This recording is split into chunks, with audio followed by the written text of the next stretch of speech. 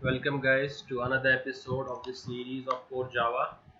So today we'll be starting with a fresh topic, and the topic is AWT, which stands for Abstract Window Toolkit, and it is used to designing the Windows forms. So we've been working on VB6, so we know how VB6 operates.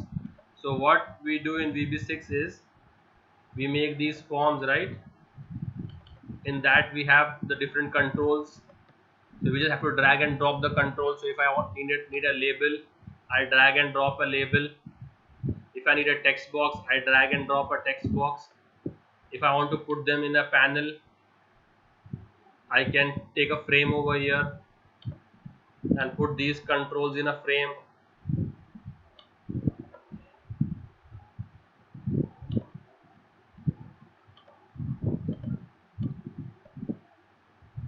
If I need a, so we worked on these controls, right? We have worked on these controls and we are well versed with the terminologies. So we know what is a button,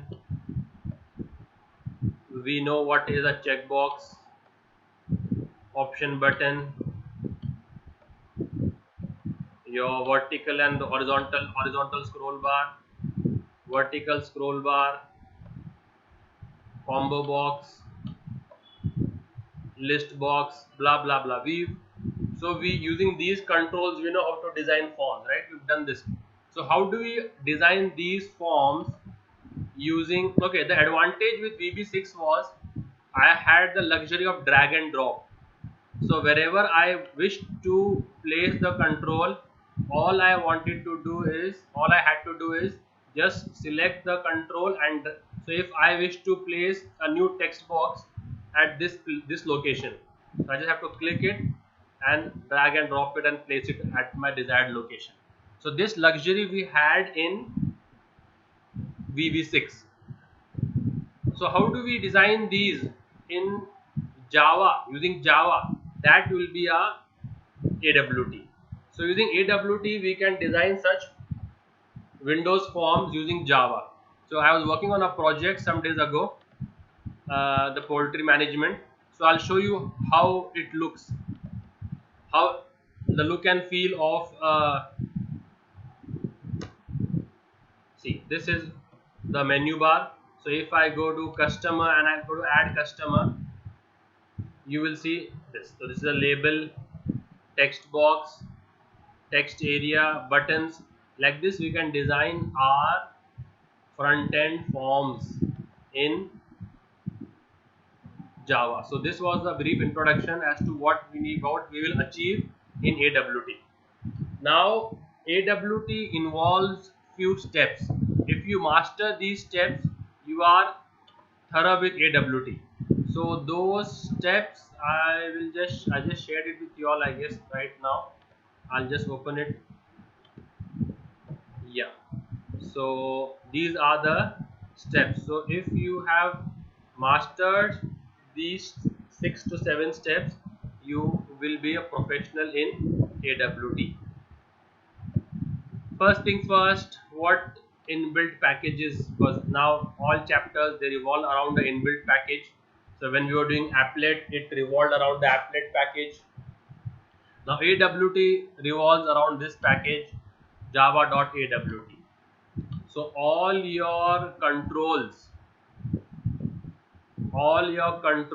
the controls, what are the controls you can see over here? This is a list box, button, checkbox, option button, your frame, text box, scroll bars. These are your controls. In Java, each control is an inbuilt class. Each control is a inbuilt class. And where will you get that inbuilt class? In which package? You will get that inbuilt class in the java.awt. So that's why I use over here dot star. So we don't have to import one at a time. We can, if you do star, you will get all the controls. So this is the components. So this package takes care of the design part. This package takes care of the design part. So if you know, along with the design, you also had to do coding in VB6. So we had two aspects of a program: the design aspect and the code aspect. Similarly, this package takes care of all the design components, what the end user will see on the screen to interact, what the end user will see on the screen to interact. So the labels, text boxes, text area, buttons, these classes are there in this package java.awt. But you also have to program. So for programming you have a sub package in the awt. You have a sub package called as event, and this dot star is are the listener interfaces. So these are interfaces. So for designing you have classes, and for programming, so this is your design and this is your coding. So if they ask you in your slips only to design, then you need not import this package. You need not import this because they've asked you to only design. But if they ask you to design and code, then you have to import both AWT also for the classes and AWT.event.start for the interfaces. And these interfaces are called as listeners. What are they called as? Listeners. There are many listeners. So can you name few events for me? So in VB6, if I would click on this combo box, I would get all the events.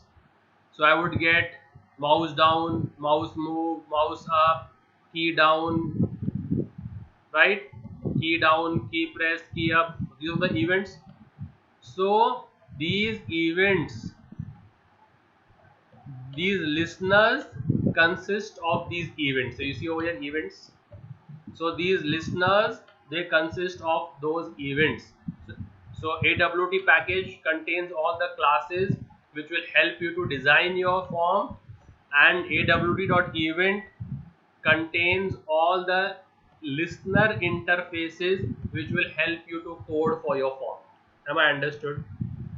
Now second step is you have to make a class. Like in applet what we made, public class temple, public class smiley. Similarly you have to make over here public class AWT test, whatever name you wish to give. So if you wish to give, if you are making an employee form, you can make public class employee. If you are making a customer form, you can make public class customer. Now extends and implements, as discussed in the chapter of interfaces. A class can extend a class and simultaneously implement interfaces. Yes or no? We had discussed when we were doing the topic of interfaces.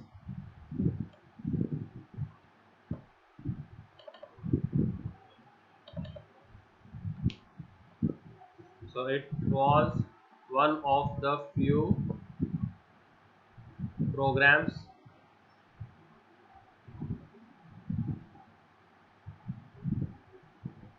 over here. Program 5, a class can extend an interface, extend a class and implement multiple interfaces. So what is extends A? So A should be a class on the top. A is a class, and what is B and C? B and C are interfaces. So you can implement multiple interfaces. So what are the listeners? The listeners are your interfaces, right? So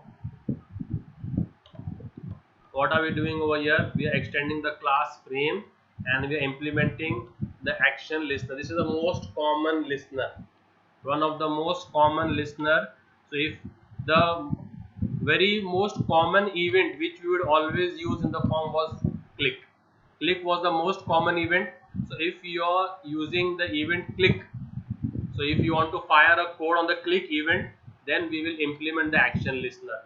Like this, we have listeners for each event. We have key listener, we have mouse listener, we have mouse motion listener, we have window listener, we have item listener for those controls which have a lot of items in it, like your combo box, list box. They are group of items. So we have 6 to 7 listeners. Among them, the most common listener is your action listener, which works on the click event. Primarily, it works on which event? It works on the click event, and click is the most common event we use for a program. So these two lines are more or less learned by heart, these two steps. So you import the packages, create your class, whatever class you wish to make. So if you're making a class for customer form, so you can write public class customer, extends frame, implement action listener. Then step 3 will be what all controls you require on the form. Declare those control. What I'm saying, just declare them. So if we are making a login form, let's say if we are making a login form, so I'll just erase this from here, and let's increase the font size to 20 so that it's legible and it's clear. Now if I wish to make a login form, what do I require for a login form? I require a set of label and a set of text boxes. So I require two label, two text box, and a button. These 5 controls I'll require for a the simplest of all login forms will require two labels. So here you will say enter e number, or you will say user ID, and here you will say password.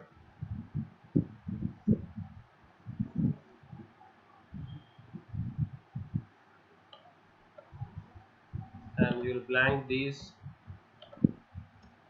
and here you will say caption will be login. So this is the simplest of simple form. So how many controls I'm requiring in total? 5, right? 2 labels, 2 text boxes, and 1 button. So declare all your controls. So if I was making that, what will I do?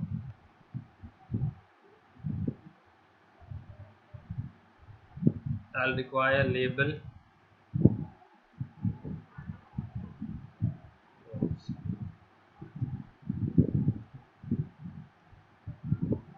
label L1 and L2. Text box in Java is called as text field, and as they are classes, so I'll be writing capital T and capital L, T2. And button is mere button, but button is just simple button, no command button, just button B. So just declare whatever controls you need of the form. So these are the first 3 steps. Now this is very important, creating the layout. Now in VB6, as mentioned earlier, we have the luxury of drag and drop, but here I'll be using Notepad to program, right? We will be writing our code in Notepad, Notepad++. Now how do I go about? There's no option of drag and drop over here. Now we are at, so how will I locate my controls? How will I place them on the form? How will I place my controls on the form? So for that we have layout managers. What do we have? These are classes. These are what? These are your layout manager classes. So first layout manager, simplest of all, is your flow layout. Is what? Flow layout. F capital, L capital. Now what flow layout does is, so if this is my form, and this form, the length of this form is, let's say, 400. 400 is the length of my form. And if I wish to place the control, so let's say I am placing a label over here, and besides the label I put a text box. Flow control is how we write in our notebooks. So we write like this in a notebook. As the end of the line reaches, we again go to the next line, again we write. As the end reaches, again we go to the next line, and like a typewriter. So if the length of this label is 150, assuming 150 is the length of this label and 150 is the length of this text box. Now how much space have I occupied? 300. Now can I put one more label over here? Just use your common sense, pure common sense. Can I put one more label over here? No, because if I put one more label, then it will go outside the form. So what I do, as it comes to an end, I place it over here, like how we write in our notebook, and I'll place the next text box over here. Okay, if I have a checkbox whose size is 100, if let's say I have a checkbox and that size of that checkbox is 100, so how much space do I have? 150, 150, 300. I have a space of 100. Yes, I can place that checkbox over here. Yes, that will be allowed because that much space is there. Now, but can I place one more control over here? Then automatically it will go on the next line. So this is your flow layout. This is the default layout. So if you don't specify any layout, will take the frame will take flow layout as your default layout. Second layout is your border layout. Second layout is your border layout. What border layout does is it splits the frame into 5 sections. It will split the frame into how many sections? We will split the frame into 5 sections. The 5 sections are north,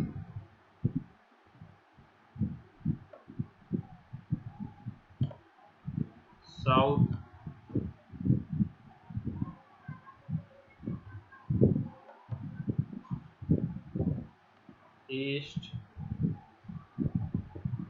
west,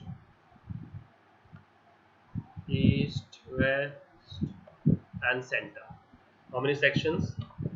So it will split the frame into the container in how many parts? North, south, the capital N with a capital S, with a capital W, with a capital E, and with a capital C. This is your border layout. The third layout is your grid layout. Which layout? Grid layout. Now what grid layout does is it splits the container into equal size grid, into equal size grids like a table. So what will it do? You have to give the number of rows and columns. So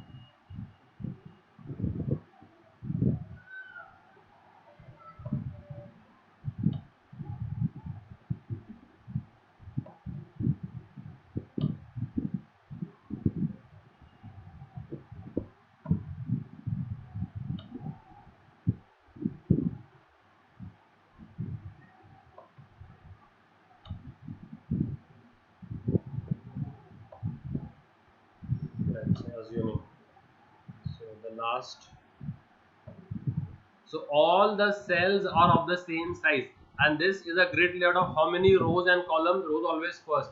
1 2 3 4 5, 5 rows and 3 columns. So you write it as grid layout of 5 comma 3.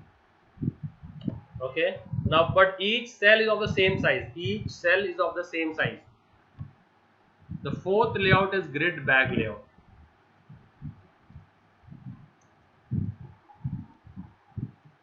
Now what grid bag layout does is, so not always will we have a form wherein each cell will be of same size.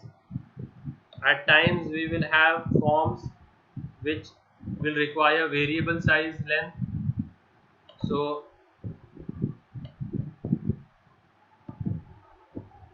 if I am making a student registration form, here I will say, I will put a label saying personal information, and this will span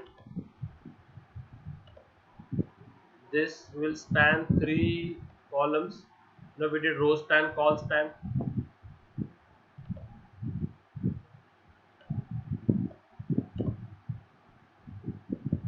Then here I might ask enter roll number, and this will be a label text box for that.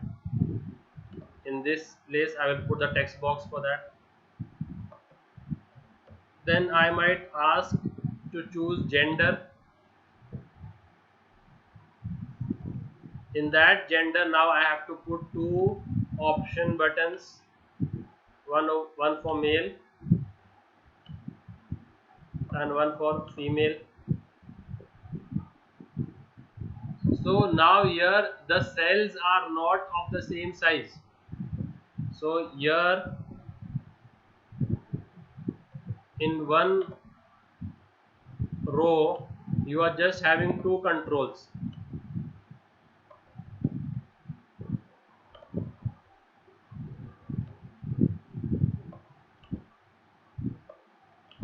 Here in one row you are having one control. In one row you are having two controls, and in one here you are having three controls. So here the size of the cells are not the same. So here in one row is divided only in one control. Here one row is divided among two cells. Here one row is divided among three cells. So now if you have, let's say, one more checkbox which says what is your hobby, and now you have check boxes, and now you have four check boxes saying football, cricket and tennis. So now this row will be divided among four. So such layout is called as grid bag layout. And the fifth layout which we will be having is called as card layout. This will be called as which layout? Card layout. Card layout is like a deck of cards, one above the other. Deck of cards. It will be like a deck of cards, wherein one layout will be stacked on top of another layout, like this. So this will be your, like how a pack of cards is there. So one layout will be stacked on another layout. So if I go to the payments page of a website, I get three options: pay by card, or by bank transfer,